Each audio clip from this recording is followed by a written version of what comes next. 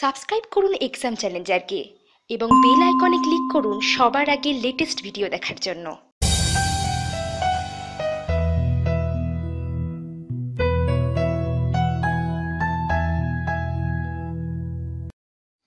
চাকরির জন্য ইন্টারভিউ একটা গুরুত্বপূর্ণ পর্যায়। আসলে এই পর্যায়ে এসেই নির্ধারিত হয় যে আপনি চাকরিটি পাবেন কি পাবেন না।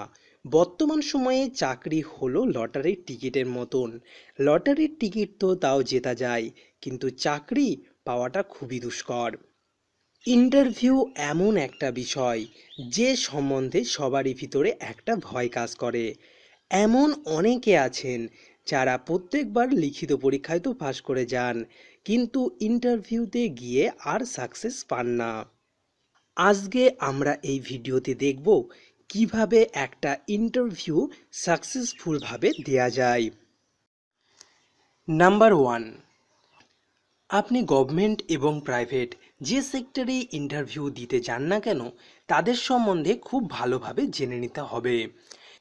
প্রত্যেকটি প্রতিষ্ঠানেরই একটি নিজস্ব ওয়েবসাইট থাকে। সেখানে গিয়ে প্রতিষ্ঠানটি সম্পর্কে ভালোভাবে জানতে চেষ্টা করুন। তাদের লক্ষ্য, তাদের উদ্দেশ্য সম্পর্কে জানুন। প্রতিষ্ঠানটি কী ধরনের কাজ করে, তাদের উদ্দেশ্য কি, কোন পদের জন্য তারা আপনাকে ডেকেছে, সেই পদের কাজ কি, এগুলি আগে থেকে ভালোভাবে জেনে নিন। তাহলে ইন্টারভিউতে গিয়ে আপনাকে ঘাবড়াতে হবে না। ইন্টারভিউ বোর্ডে কে কে থাকবেন, তারা কি ধরনের প্রশ্ন করতে পারেন, এ বিষয়ে যদি জেনে নিতে পারেন তাহলে খুবই ভালো হয়। আর একটা গুরুত্বপূর্ণ বিষয় হচ্ছে, যদি আপনি কোনো কোম্পানিতে ইন্টারভিউ দিতে যান তাহলে তার বেতন পরিকাঠামো সম্পর্কে ভালোভাবে জেনে নিন। কারণ ইন্টারভিউতে যখন আপনাকে প্রশ্ন করা হবে যে আপনি কত বেতন চান, তখন ঠিকঠাক অঙ্কটা আপনি বলতে পারবেন। নাম্বার 2, সময়ানুবর্তিতা। যেদিন আপনার চাকুরির ইন্টারভিউ সেদিন কখনোই দেরি করে যাবেন না, বরং 10 থেকে 15 মিনিট আগে যাওয়ার চেষ্টা করুন।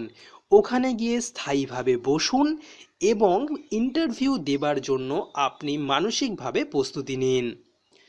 নাম্বার 3, পোশাক নিয়ে সচেতন হন। আপনার ইচ্ছামতন পোশাক পরিচ্ছদ এখন ইন্টারভিউতে অনুমোদিত নয়। আপনি কোন ধরনের পোশাক পরিধান করে ইন্টারভিউর মুখোমুখি হবেন এটা জানা অতি আবশ্যক, কেননা এই ধাপটাই আপনাকে একজন ভালো প্রার্থী হিসাবে পরিচিতি দেবে। স্যুট টাই পরে যেতে পারেন, আর সবচেয়ে ভালো হয় যদি সম্ভব হয় ইন্টারভিউর আগেই ওই কোম্পানির ড্রেস কোডটা জেনে নিন। নাম্বার 4, আপনার সম্পর্কে বলুন। এই প্রশ্নটি আপনার কাছে যখন জিজ্ঞাসা করা হবে, এই প্রশ্নটার সঠিকভাবে উত্তর দিন এবং যথাযথ উত্তর দিন। আপনার পারিবারিক পরিচয়, পড়াশোনা, চাকরি, সংশ্লিষ্ট কাজের অভিজ্ঞতা তুলে ধরুন, কারণ এর ওপরেই নির্ভর করবে আপনি চাকরিটি পাবেন কিনা। আর এ বিষয়ে সর্বোচ্চ 2.5 থেকে 3 মিনিট বলুন, কারণ বেশি বলতে গেলে আপনি হয়তো অপ্রাসঙ্গিক বিষয়ে অবতারণা করতে পারেন। নাম্বার 5, যত্ন নিয়ে উত্তর দিন। প্রশ্নকর্তা আপনাকে এমন কিছু প্রশ্ন করবেন যেটার সাথে আপনার ব্যাকগ্রাউন্ড সম্পৃক্ত থাকতে পারে। আপনাকে এক্ষেত্রে চতুরতার সাথে আপনার অতীত ইতিহাস বিবেচনা করে উত্তর দিতে হবে। যদি আপনি যথার্থ উত্তর না দিতে পারেন তাহলে শুধু আপনার উত্তর ভুল হবে তাই নয়, আপনার দক্ষতা ও যোগ্যতা প্রদর্শনেরও সুযোগটা হাতছাড়া হয়ে যাবে। নাম্বার 6, বেতন নিয়ে আলোচনা। এই ধরনের আলোচনা সাধারণত কোম্পানির ক্ষেত্রেই হয়ে থাকে। ইন্টারভিউর শেষে যখন চাকরিদাতারা বেতন নিয়ে আলোচনা করবেন তখনই বেতন নিয়ে আলোচনা করুন, এর আগে নিজে থেকে কিছু না বলাই ভালো। বেতন নিয়ে কথা বলার সময় বুঝে নিতে চেষ্টা করুন তারা আপনাকে নিতে যাচ্ছে কিনা। যদি আপনি আপনার অবস্থান সম্পর্কে নিশ্চিত হন যে আপনাকেই তারা নিচ্ছে, তাহলে প্রত্যাশিত বেতন সম্পর্কে বলুন। আমি আগেই বলেছি কোম্পানিতে বেতন সম্পর্কে ইন্টারভিউ এর আগে খোঁজখবর নেয়ার কথা, তাই মাথায় রাখবেন আপনার চাওয়ার সঙ্গে কোম্পানির ওই বেতনের যেন বিশাল ফারাক না হয়। নাম্বার 7, মার্জিত ভাষা ব্যবহার করুন। ইন্টারভিউ বোর্ডে আপনাকে পেশাদার ও মার্জিত ভাষা ব্যবহার করতে হবে। অপ্রয়োজনীয় কথাকে এড়িয়ে চলুন। অশ্লীল ভাষা ও বয়সের রেফারেন্স, জাতি, ধর্ম, খেলা, রাজনীতি এবং যৌনতার বিষয়ে সাবধানে কথা বলুন। এই সব বিষয়ের আলাপ খুব দ্রুত আপনাকে দরজার বাইরে পাঠিয়ে দিতে পারে। নাম্বার 8, কেরিয়ারের সবচেয়ে গুরুত্বপূর্ণ কাজ বা অর্জন সম্পর্কে বলুন। এই প্রশ্নটি আরও নতুন কিছু প্রশ্নের দ্বার খুলে দিতে পারে, সেই জন্যে খুব ভেবে চিন্তে বলুন। যেটা সম্বন্ধে আপনার ঠিক মতন জ্ঞান নেই সেটা না বলাই ভালো। নাম্বার 9, ভুল করে কিছু বলা। এই ভুলগুলো নিয়ন্ত্রণ করা বেশ কঠিন। মানুষ প্রায়ই এই ভুলগুলো করে থাকে। কোনো কোনো ক্ষেত্রে কাউকে ছোট দেখানো বা হেয় প্রতিপন্ন করার মতন ভুলগুলো করবেন না। এই ধরনের যে কোনো একটি ভুল আপনাকে নিক্ষেপ করতে পারে ইন্টারভিউর বাইরে। সুতরাং যথাসম্ভব বুদ্ধিমত্তার ও বিবেচনার সাথে সাথে আপনি যা বলেছেন তার প্রতি মনোযোগ দিতে হবে। নাম্বার 10, আপনার ফোনটিকে বন্ধ করে রাখুন। ইন্টারভিউ দেবার সময় আপনার ফোনটিকে অবশ্যই বন্ধ করে রাখুন। সাইলেন্ট অথবা ভাইব্রেট মুডেও রাখবেন না। এতে আপনার যেমন মনোযোগ নষ্ট হবে, তেমনি কোনো কারণে যদি আপনার ফোন বেজে ওঠে তাহলে জানবেন ওই মুহূর্তেই আপনি ইন্টারভিউর বাইরে চলে গেছেন। নাম্বার 11, প্রশ্ন করুন। ইন্টারভিউ বোর্ডে প্রশ্নকর্তা যখন শেষে কোনো প্রার্থীকে বলে আপনার কি কোনো প্রশ্ন আছে, এক্ষেত্রে অধিকাংশ প্রার্থীই বলেন না। এটা একটা বিশাল বড় ভুল। ইন্টারভিউ ভালো করতে প্রশ্ন করার মানসিকতা রাখতে হবে। আপনার যে ওই প্রতিষ্ঠানের ব্যাপারে আগ্রহ আছে, আপনার ক্ষুদ্র প্রশ্নের মধ্যেই তা ফুটে উঠবে। নাম্বার 12, হাসি খুশি থাকুন।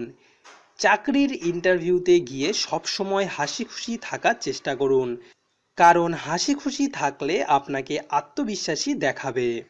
যারা ইন্টারভিউ নিচ্ছেন তাদের চোখের দিকে তাকিয়ে হাসি বিনিময় করুন। কথা বলার সময় চোখ নামিয়ে নেবেন না, সরাসরি তাকিয়ে কথা বলুন। আর অবশ্যই ইন্টারভিউ দিতে পরিষ্কার পরিচ্ছন্ন পোশাক পরে যাবেন। নাম্বার 13, আপনার দুর্বলতা প্রকাশ করবেন না। এ প্রশ্নের ক্ষেত্রে আপনার দুর্বলতা নেই এ কথা কখনোই বলবেন না। মানুষ হিসাবে কোনো না কোনো ক্ষেত্রে আপনার দুর্বলতা থাকবেই। সুতরাং এই প্রশ্নে খারাপ লাগার কিছু নেই। সততার সঙ্গে উত্তর দিন। এমন দুর্বলতার কথা বলুন যা সংশ্লিষ্ট চাকরির সঙ্গে কোনোভাবেই সম্পর্কযুক্ত নয়। আপনি অবশ্য কৌশলী হয়ে প্রশ্নটিকে ইতিবাচক বানিয়ে ফেলতে পারেন। বলতে পারেন আপনি অতিমাত্রায় বাস্তববাদী। এক্ষেত্রে 2-1টি উদাহরণ দিন। অতিমাত্রায় বাস্তববাদিতা হওয়ার কারণে কিভাবে আপনি সমস্যায় পড়েছিলেন, এবং একই সঙ্গে উত্তর দিন কিভাবে সেই সমস্যা থেকে নিষ্কৃতি পেয়েছিলেন। নাম্বার 14, মনোযোগ দিয়ে শুনুন। ইন্টারভিউর শুরু হওয়া থেকেই আপনার মনোযোগকে কেন্দ্রীভূত রাখতে হবে। কোনোভাবে মনোযোগ বিচ্ছিন্ন করবেন না। আপনার ইন্টারভিউ যিনি নেবেন তিনি আপনাকে প্রত্যক্ষ পরোক্ষ ইশারায় বা ভাষায় অনেক কিছুই বলবেন। যদি আপনার মনোযোগ বিচ্ছিন্ন হয়ে যায়, কান খাড়া না থাকে, তাহলে কিন্তু বড় ধরনের একটা সুযোগ আপনি হাতছাড়া করতে পারেন। নাম্বার 15, মিথ্যা তথ্য দেবেন না। যদিও চাকরির ইন্টারভিউতে এটি একটা কমন বিষয় যে আপনার জীবন বৃত্তান্ত বিস্তারিত করার সময় আপনি প্রচুর মিথ্যা তথ্য দিয়ে থাকেন, কিন্তু এই মিথ্যা তথ্য প্রদান করবেন না। কারণ আপনি মনে রাখবেন যে আপনি যে জায়গাটায় পৌঁছেছেন সেই জায়গাটা অনেক দিন আগেই ওই প্রশ্নকর্তা পার করে এসেছে।